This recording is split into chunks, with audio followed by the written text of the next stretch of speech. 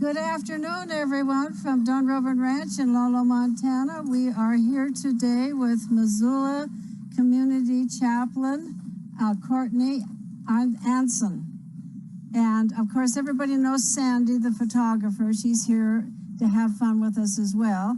And I'm going to get after her. Don't let the rope go around your hand. Fold it. Fold it. Never have a rope around your hand. You see what I'm saying? Yes. If she were to bolt in any way, she could hurt you. There you go. There you go. And everybody knows that Augie here is a little bit of a handful. It's okay to have them eat the grass. There you go. There you go. So today we're here to honor St. Francis of Assisi with some blessing of our animals, and I want to thank all of you for coming and for sending us photo of your animals. And with that, I'm going to turn it over to Courtney. Great. Here, maybe you should put this up so that people can hear you. Okay. Yeah. Just clip it on anywhere. Oh.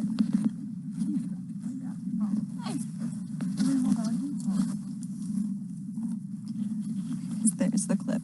I couldn't find the clip. There we go. There it is. Now I'm clipped. Okay. All right. Here, and I can just hold this right here. Yeah. Is that okay? I'm going to go ahead and stand up. Is that all right, That's too? fine. Okay. Yes. Here we go. Well, hello. I am grateful to be here in this beautiful spot with these creatures and these animals and to be invited into this porch community. I'm actually going to leave it right here. I'm grateful for the wonder of the universe, which allows us to share space through the span of time and place. In my tradition, I believe that there are moments, particularly in the changing of the seasons, when the earth is sharing beauty in new ways, that time and space collapse, and where we can be present to one another with those moments, and that we can be present with those who have gone before us and those who will come after us. And this St. Francis Day feels like one of those moments. It is appropriate for us to gather on St. Francis Day. He is known as a lover of creatures, and we are gathered here because of creatures. This is a community that was brought together by the wonder of osprey and is now here to bear witness to the wonder and gifts of creatures, all great and small. If you haven't already gathered your favorite creature, I invite you to do that. Or a picture of a pet or an animal that you love, that you've known, or that you've loved from a distance that you haven't known. Go ahead and bring those into this time as well. There's a text from the Hebrew Scriptures that invites us to look to the animals for wisdom. It says this: "But ask the animals what they think, and let them teach you.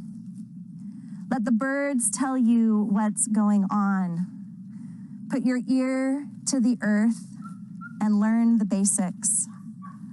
Listen, the fish in the ocean will tell you their stories. Every living soul, yes, every breathing creature. So come, let us gather together. Let us join this gathering, we with fins and feathers. Let us gather together. Let us join the gathering, we with scales and fur. Come, let us gather together. Let us join the gathering, we with skin. Come, all is ready for every creature great and small. All those with fins and feathers, scales and fur and skin. Let us gather together." If gifts and responsibilities are one, Robin Wall Kimmerer says in her book, Braiding Sweetgrass, then asking what is our responsibility is the same thing as asking what is our gift.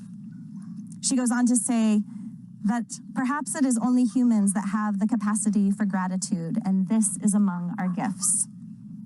So it is as a gift and a responsibility that we offer our gratitude for these creatures. We gather to give thanks for the ways that our lives have been touched by horses and dogs and birds and fish and lizards, to see how our lives have been impacted, to see what we have learned about life from them. So as you hold your pet or creature, as you look at your picture, or as you look at the creatures that are here with us, I invite you to have a moment of gratitude as we hold these images of these creatures in our mind. And then I invite you to think back on the story that brought you to these creatures. What circumstances did you have to go through in order for you and your life to intersect with these lives of creatures great and small? And so we spend a moment in time of gratitude for the stories and the journeys that we have taken that have brought us together with these different creatures, those that are with us now and those that we have loved in the past. We gather today on the Feast of St. Francis, who is celebrated by many as the saint of animals and ecology. St. Francis traveled through the towns and villages, sharing a message of peace and goodwill for all people. His teaching was simple, but filled with joy and excitement, which cut across class and political divisions. Encountering him, people found their lives changed, and soon stories of miracles, many involving animals, began to surround Francis. There are traditional words of St. Francis that are often used as a prayer. And as I was looking at these words this last week, I was struck how my dog, Lucy, teaches me what these words invite us to consider. So hear these words attributed to St. Francis. Make me an instrument of peace. Where there is hatred, let me sow love. Where there is injury, pardon. Where there is doubt, faith. Where there is despair, hope. Where there is darkness, light. Where there is sadness, joy. St. Francis is also believed to have said that not to hurt our humble brethren, the animals, is only our first duty to them, but to stop there is not enough. We have a higher mission of service to them whenever they require it. And so on this day, we offer a blessing for all creatures. So again, if you have your pet with you, I invite you to bring it into the space, or if you have an image or a picture that you're holding, or if you just want to look at these beautiful horses here before us, I invite you to do that as we hear this blessing for all of the creatures. O Supreme Spirit of creation, from your sacred breath came forth birds and beasts, fish and fowl, creatures of such variety and beauty that we are continuously amazed at your divine imagination. These children of yours have been blessed by you, their creator, with simplicity, beauty, and a cosmic purpose. May we, humble humans, acknowledge their shining presence in our lives, and may you bless the many animals with whom we share our world. May we take delight in their beauty and naturalness. May we speak of all the world's creatures with respect and love. May we treat all living things with kindness and affection. Bless those animals who live among us. May we honor their trust as they look to us for care. May we put their well-being foremost in our hearts and minds. Bless those animals who live far beyond our bounds. May we acknowledge that ours is a shared world. May we acknowledge that humanity's actions are global in reach. And may we protect the earth's gifts for all your creatures to thrive. Indeed. On this day, we also particularly consider the animals in Florida and other parts of the world that are facing all sorts of unknown circumstances and hardship, and for those that are caring for them and doing their best to serve them. We think of those as well. We have some members in the community who have shared some images and some stories of the creatures that have been impactful in their lives. I Love Grandkids wrote this. I have 1 dog and 3 cats at my home, but I feed 4 feral cats at a convenience store past my house. And the hubby feeds 4 cats at the place he used to work. And we feed 5 cats at my aunt's old house, which is vacant. 4 of these cats at the vacant house have been trapped and returned, and the last one will be trapped on the 11th. Please pray for their safekeeping and keep them from harm. Sandy, who is here with us, shared this with our community. We have had the honor of loving 4 pets in our time together as a family: Katie, Erin, Lily, and Jazz. They have been our lovers, protectors, and playmates through the years. We will never forget what they have meant to us. Here's a picture of Lily. She loved the snow, especially on her belly.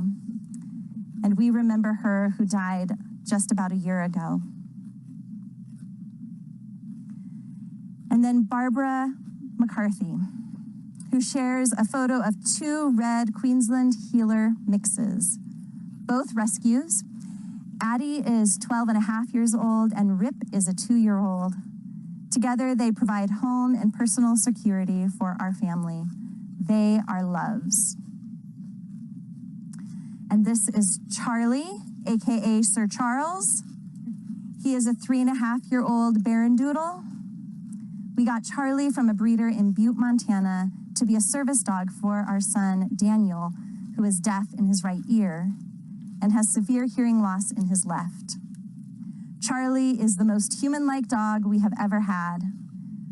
When Charlie was a year old, he tore both his rear ACLs. He is fully recovered and doing well now. It may impact his life expectancy, but we are very grateful for Charlie and hope for a long life of service and love. And finally, we also remember Sunny, a yellow lab rescue. He was Barbara's 4th dog up until a few months ago when he was killed on Highway 93 in Hamilton. He was 13 and lived a good life. He was almost completely blind and began suffering from old age infirmities. We called Sunny our gentle giant, and we are grateful to be able to share his memory for the animal blessing today. And so these creatures here and all the creatures there with you, may we indeed be mindful of our service to them, and may we continue to look to them for what they have to teach us and inspire us in our life. I would like to say something about these 2 animals. Yes.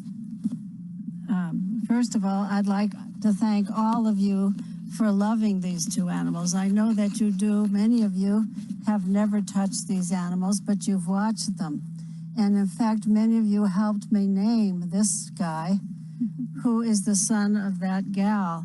She is very special to me, born on my father's birthday the year he died.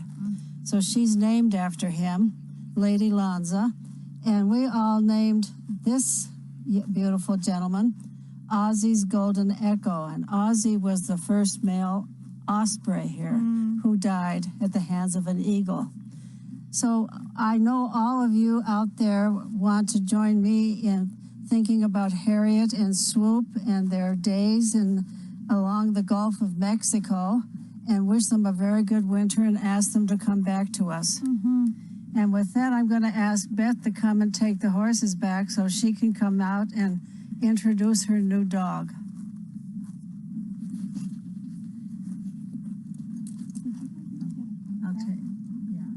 I'll have Beth can take Lonza.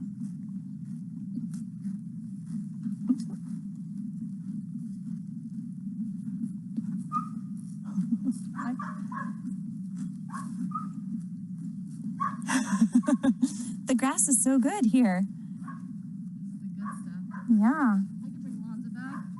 I was just thinking maybe I should have gotten a photograph. No. So I was like, oh no, come on.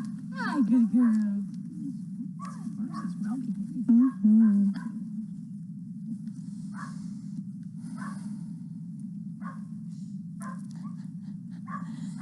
So in a moment, we'll get to meet one of the newest creatures on Dunrovin.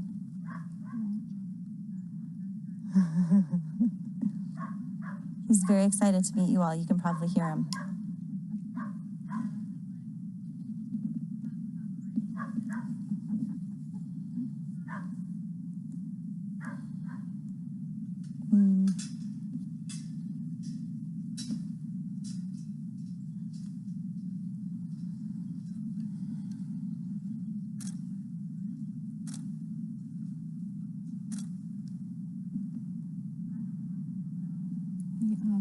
Mother is still very protective of the son around the other horses. Well, I noticed as soon as she brought the son out here, the mom started, well, as soon as you brought the mom started being like, come and get me too. Yeah. Don't let him have the fun. Oh, there's some more beauties. Some more beauties.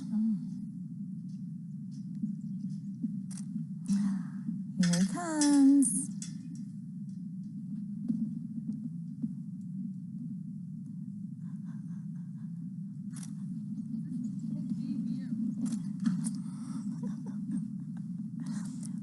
You couldn't ask for a more appropriate day for his debut.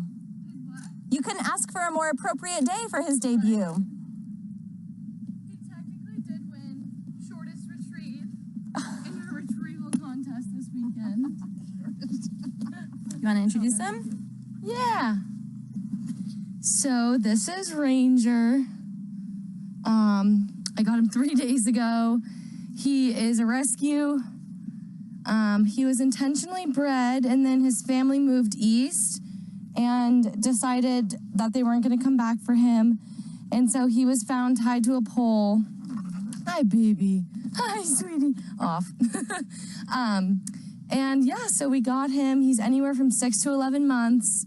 He is a huge bundle of energy, and he's collie mixed with a little bit of something else that we're not sure of, but he definitely has herding instincts. So hopefully he'll love the horses in no time. Oh, sorry. We're all in a mess. But yeah, that's Ranger Man. Yay. Welcome to Dunrovin Ranch. We're so glad you're here. Down. Oh, so good. So good. And I want to call out my little Cola. My son calls Cola the best, worst thing we've ever owned. He's not for everyone, let me just say that. He's very protective of me in my office, and he taught me a lot, just like you were talking. He taught me to have patience and to not try to make him into me, to love him for who he is and not try to change him, but just accept and love. And he has taught me a lot about that. Even my husband, he's taught that. He's very much himself, and he stays himself under all conditions. So come here, Cola, let's get a photo of you and me together, huh? That would be fun. Come on. Come on, little buddy. All right. There we go. Come on. Can you look at Sandy? Maybe I'll pick you up, huh? I'm the only person that can pick him up. I've tried. Yeah, he's my guy. He's my guy. Yeah. Look at you. Hey, buddy. He's not used to being picked up, you can tell. This is one of his things that he doesn't do.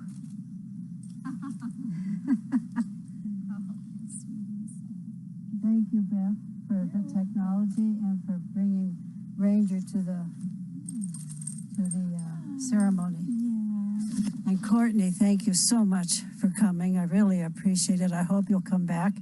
And I just love the fact that you are able to service the community in a non-denominational way, because many of us have a spiritual life even though we don't belong to a particular church. And I thank you for that. Thank you very, very much. Can I leave you with a poem? Oh, I'd love that. It's a good Wendell Berry poem. If you're not familiar with Wendell Berry, he is a farmer and he's very private. And this is called The Peace of Wild Things. Listen, when despair for the world grows in me and I wake in the night at the least sound in fear of what my life and my children's lives may be, I go and lie down where the wood drake rests in his beauty on the water and the great heron feeds. I come into the peace of wild things who do not tax their lives with forethought of grief. I come into the presence of still water, and I feel above me the day-blind stars waiting with their light. For a time, I rest in the grace of the world, and I am free. Beautiful. Thank you. You're so welcome. Thank you for the invitation to be here. Thank you so much. I'm so glad to be here. Pleasure to meet you. Nice to meet you as well. Okay, do you want me to turn that off? Yeah, I'll turn it off. All right. Flip it. Yeah. I'm a little concerned about those horses, so let's go move those to Alonzo can